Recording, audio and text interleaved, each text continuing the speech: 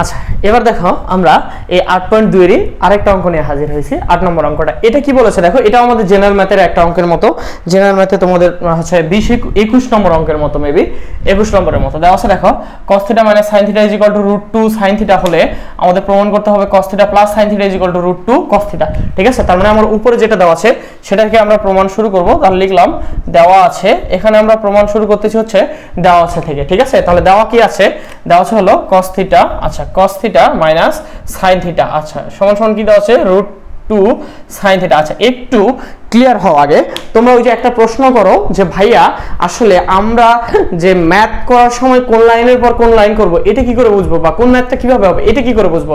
দেখো একটু আমরা ম্যাথই আমাদের বলে দিবে যে আমরা কিভাবে বুঝবো। এখানে দেখো আমার যেটা দেওয়া আছে, এখানে সাইন আছে দুইটা, সাইন কয়টা আছে দুইটা, আর কস আছে কয়টা একটা। আর আমাদের যেখানে চাইছে মানটা সেখানে কস আছে দুইটা, কস কয়টা আছে দুইটা, সাইন আছে একটা। তার মানে সাইন ছিল দুইটা, এই দুইটা সাইনকে কি একটা বানাইতে বলছে না, তাহলে দুইটা সাইনকে একটা বানাবো। একটা বানাইতে গেলে আগে কি করতে হবে, এক পাশে নিয়ে যেতে হবে, এই জন্য আমরা এক পাশে নিয়ে যাব। তাহলে একটু দেখো এখানে আমার cos থিটাটা ঠিক আছে, সাইনটাকে আমি ওই পাশে নিয়ে যাব, তাহলে √2 আচ্ছা sin θ এ মাইনাসটা এই পাশে আসলে কি হবে প্লাস sin θ হবে। ঠিক আছে, তাহলে একটু লক্ষ্য করে দেখো, জাস্ট সাইন দুইটাকে একটা বানাবো, কয়টা বানাবো একটা, এজন্য আমি কি করতেছি ওইটাকে এই পাশে নিয়ে আসতেছি, অর্থাৎ দুইটা সাইনকে এক পাশে নিয়ে আসতেছি। আগে এক জায়গাতে নিয়ে আসি, তারপর একসাথে দড়ি দিয়ে বেঁধে দিব। ঠিক আছে, জব্দ করে বেঁধে দিব যাতে আর না খুলে যায়। আচ্ছা cos θ, এখন দেখো এই দুই জায়গা থেকে দুইটা পদ থেকে আমি দেখতে পাচ্ছি হলো sin θ কমন যায়, তাহলে কমন নিয়ে নিলে থাকে হচ্ছে √2, আর এখান থেকে sin θ কমন নিয়ে নিলে থাকে হচ্ছে 1। তাহলে এই যে দেখো sin কয়টা ছিল আমার দুইটা, সেখান থেকে sin কয়টা হলো একটা হয়েছে। ঠিক আছে, আচ্ছা এবার বাকি কাজটা আমি করব। দেখো বাকি কাজটা কি হচ্ছে, আমার cos θ এই যে এটা আছে এটা নিয়ে এসে ভাগ করে দেব, তাহলে কি হবে √2 + 1 কি থাকতেছে এই পাশে sin θ। আচ্ছা এবার একটু লক্ষ্য করে দেখো, আমার যে cosটা ছিল cos এর সাথে কি আছে রুট আছে না, আচ্ছা আর এখানে cos এর সাথে কি আছে 1 আছে, তার মানে √2 আর cos এটা দ্বারা আমাকে গুণ করতে হবে। তবে কোথায় গুণ করব, cos এর কাছে গুণ করব, যাতে আমি গুণ করলে কি পাই, যাতে আমি গুণ করলে cos পাই দুইটা, এজন্য গুণ করব। তবে অবশ্যই যোগ দ্বারা গুণ করব না, এবার বিয়োগ চিহ্ন দ্বারা গুণ করব। তাহলে এই যে নিচের যে ঝামেলাটা আছে এই নিচের ঝামেলাটা ভ্যানিশ হয়ে যাবে। কিভাবে ভ্যানিশ হয়ে যাবে একটু দেখো, আমি ম্যাথটা করাই তার সাথে সাথে দেখো। তাহলে আমি এবার √2 - 1 দ্বারা গুণ করলাম উপরে, নিচেও আমি তাই করব, নিচে যা আছে আগে সেটা লিখি, এটা ছিল, এখন এর সাথে গুণ করতেছি হচ্ছে √2 - 1 দ্বারা। ক্লিয়ার? তাহলে এই যে দেখো cos θ আর √2 + 1 θ ছিল 1 ছিল, এখন আমি √2 - 1 দ্বারা গুণ করেছি উপরে এবং নিচেও গুণ করেছি সেম চিহ্ন দ্বারাই। আচ্ছা এখন উভয় এই পাশে কি ছিল sin θ, আচ্ছা সেটাই আমি লিখলাম। ঠিক আছে, এই পাশে আমার জায়গা নেই, একটু পাশে লিখি।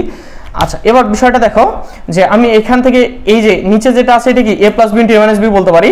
তার মানে a + b যদি আমি * a - b লিখি তাহলে হচ্ছে √2 এর উপর স্কয়ার - 1 এর উপর কি হবে স্কয়ার, আর উপরে এটা জাস্ট গুণ হবে। ঠিক আছে, তাহলে এর সাথে গুণ করলে হবে আমার √2 cos θ, √2 কি হবে cos θ -1 এর সাথে যদি গুণ করি তাহলে হবে মাইনাস আমার cos θ। ঠিক আছে, তাহলে কি হবে মাইনাস cos θ যে সাইন ছিল সে সাইনই থাকলো। আচ্ছা এবার বিষয়টা দেখো, এগুলো বা হবে।